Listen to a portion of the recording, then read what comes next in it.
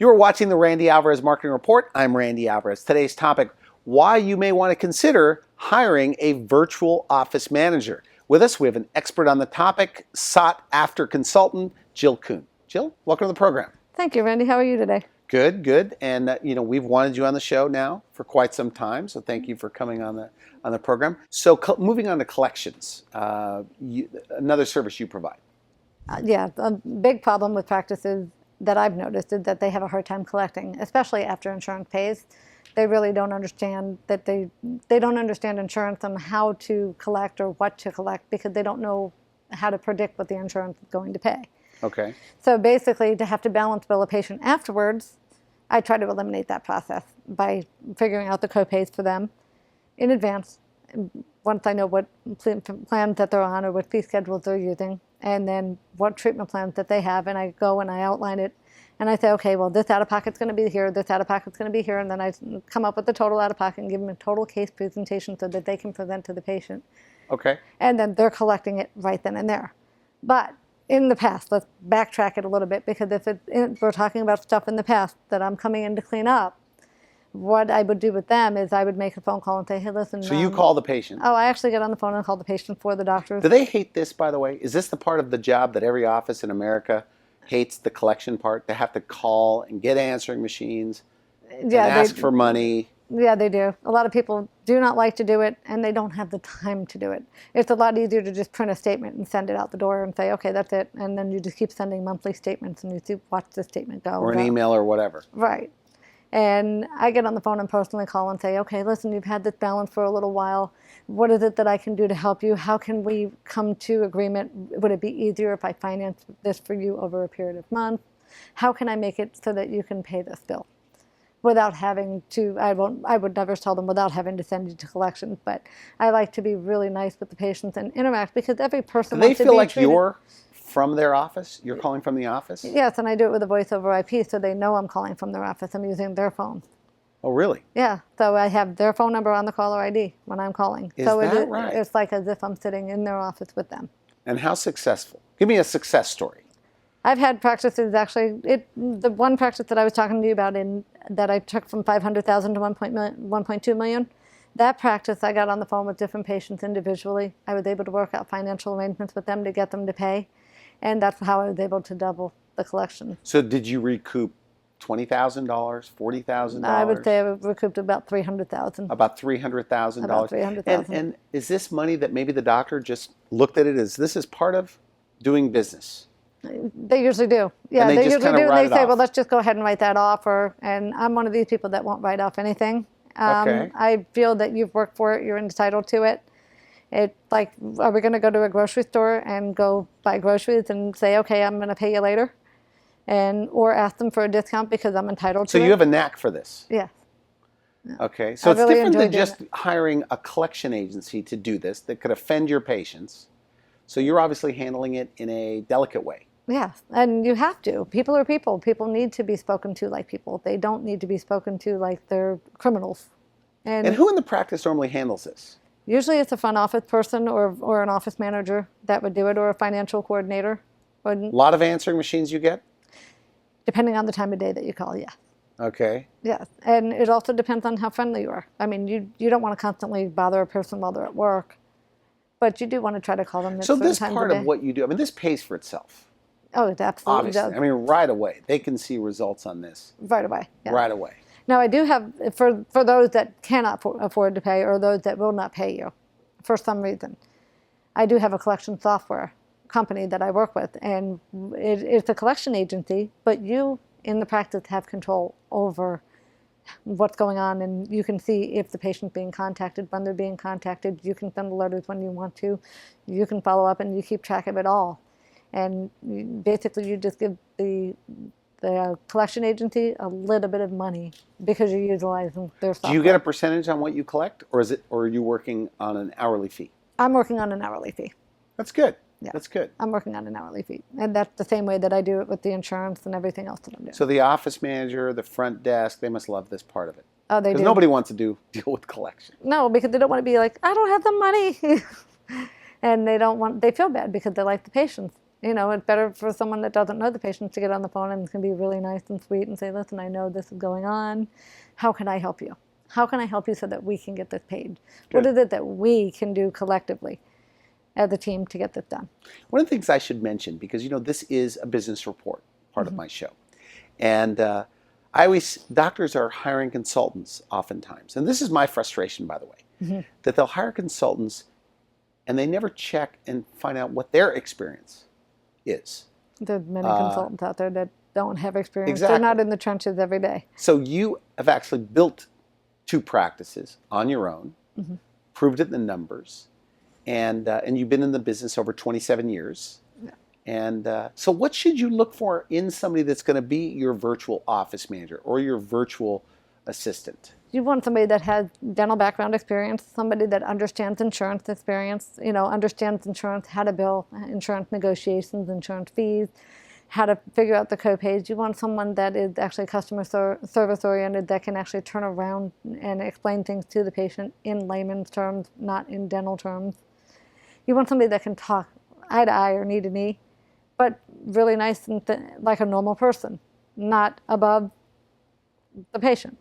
And you want somebody that, as a virtual office manager, you want somebody that is going to be looking out for your best interest, that understands the ins and outs of dentistry. Somebody that actually goes to continuing education credit courses every single year. You do? Yeah. I myself have over 100 hours at CEUs every day. You were at a MISH, we talked. You were at a Yeah. MISH Convention. meeting. Yeah. I just came So from you this sit through weekend. those? Yeah, I love to sit through them. And the more knowledge I have, the better it is for me. So I'll sit through anything. And it really helped me grow, and that's what actually helped me be able to develop the systems that I have to get where I am today, and to get the practices where they are today as well. What about your retention? That means doctors that have been using you. Do you keep numbers on that? That means how many people that have hired you that keep you? Oh yeah, and everybody that I've 80% keep you? Good 95%. And then what ends up happening is that they'll get comfortable with me, and then they'll feel like they can do it on their own. And then they'll leave me for a few months, and things start to slide. They'll call me back. Well, if I were the office manager, I would beg the doctor not to let you go. Yeah, obviously. Some do, but for some reason, some people feel that they can handle it after a little while because they feel it's easy. What excites you most about what you do? I love making a difference in the practices. I love when I can see the huge difference and when I see the profits that they're making. And I love bringing joy to people's lives by doing that. What are compliments? Give me a compliment that you hear from a doctor that makes you feel good. Wow, I've never been able to do this before. I've never seen results like this. Is that right? Mm-hmm. Good for you. Okay, let's move on to recall, another part of your business. Okay. Getting patients back in, I guess past patients. What are the categories of recall we're talking? And patient retention. Patient retention, there's different forms of patient retention and patient recalls. You've got the regular patient that's due in for their 6-month or their 3-month cleaning that doesn't have an appointment. We need to get them on the phone and schedule them. Okay. We've got the patients that haven't been in the practice that are overdue for their cleanings. Let's say it's beyond 6 months. Like a year, 2 years, whatever. Right. And, then we've got that. And then we also have patients that are due for regular treatment that have not been in or haven't scheduled for some reason. So I get on the phone and I call these patients and get them in. But isn't this something maybe they don't need, that because there are computer programs, there are companies? There's always that. But you know what? These computer programs, they're great. I love them. They're an adjunct. You need to use them. But you also need that personal touch. You need somebody, a personal touch and a voice on the phone. Yeah, it makes a big difference. I mean, do you like getting automated calls all the time? No. But isn't it nice when you I do get them from my dentist. Okay. On my phone.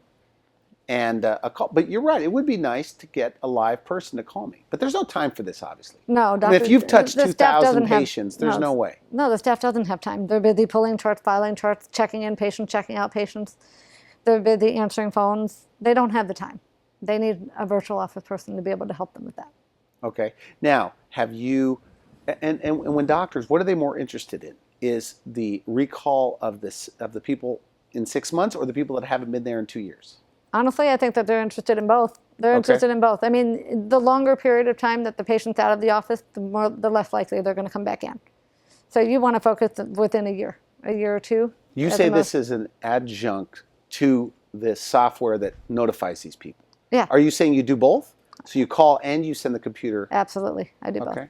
I do both because it's nice to send the notification But then it's also nice to pick up the phone and say, "Hi, Mrs. Jones, you haven't been in here in a while. Dr. Smith has been reviewing your chart and he noticed that you haven't been here. He's very concerned about your dental health. How are you doing? Can we schedule you an appointment?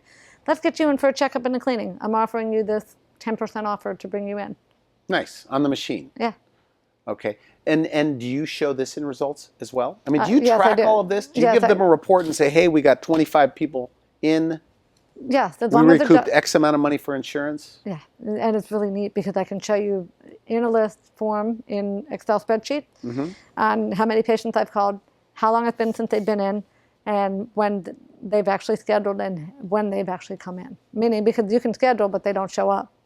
But I want to make sure that when they come in. With all the money that you increase to their bottom line, so you save them time, you increase profits. Does the doctor ever, when they look at the chart, say, Jill, we're not paying you enough?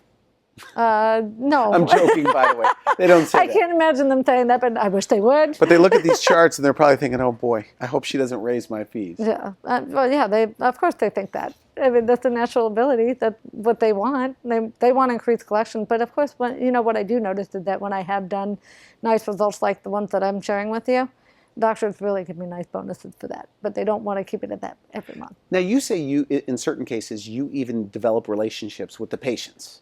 Oh, on the absolutely. phone. Oh, yeah. Patients are emailing me and asking me co-pays and, hey, listen, this insurance paid me this and I was supposed to pay this amount. Can you refund me the money? Absolutely. I deal with patients all the time. Interesting. And do they ever, didn't you tell me that sometimes they've brought in gifts for you at the practice? Yeah, they have. Cookies or something? Yeah, they have. And then the staff has to mail me the package, which is really nice. It's really funny. I had one office actually send me roses. And, Very nice. But they, not the office, but the patient sent roses to the office. And then the office had to overnight the flowers to me. And they were beautiful when I got them. Really pretty. Multicolors. And it's really nice and rewarding for me because I've developed a nice relationship with the patient. And it's nice for the doctor because here it is, somebody off-site that actually boosted the practice and boosted the confidence, the patient confidence in them. So when you talk to a doctor, and they're skeptical, right? Number one, they probably don't even see a need for you at all. They're saying, I already have an office manager. This is why I pay them. I have a front desk. This is why I pay them. So what do you say to them watching this? They don't realize that they have money on the table. They don't realize what's out there and what I could do for them. They don't understand how I can change their practice and increase their bottom line and increase their income.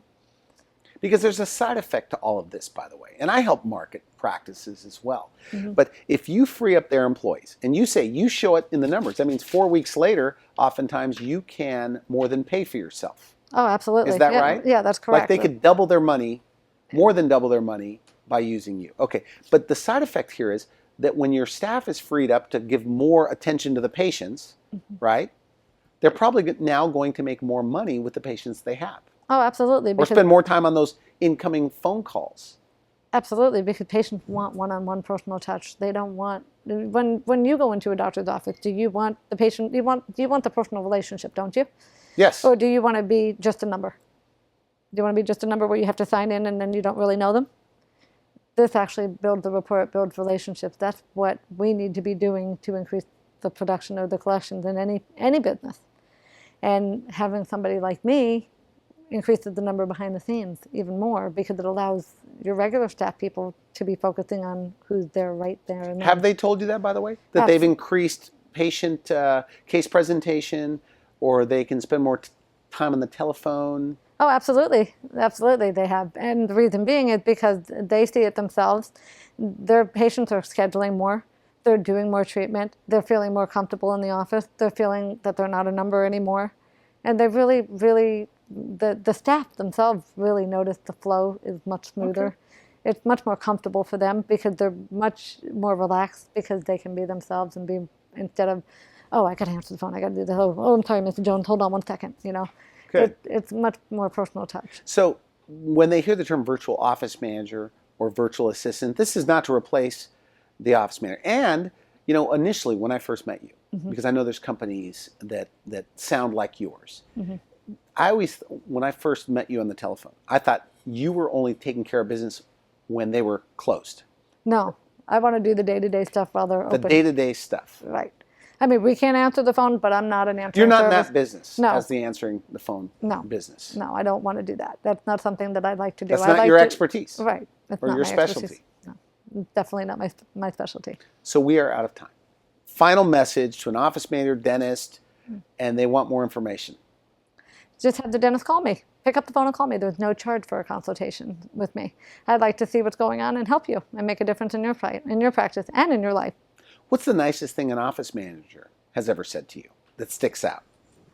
Thank you very much for helping me and taking the weight off of me. It's made my life much easier. Good, good. I want to thank you for coming on the show. Thank you. Very nice, very nice. You've been watching the Randy Alvarez Marketing Report. We'll be right back.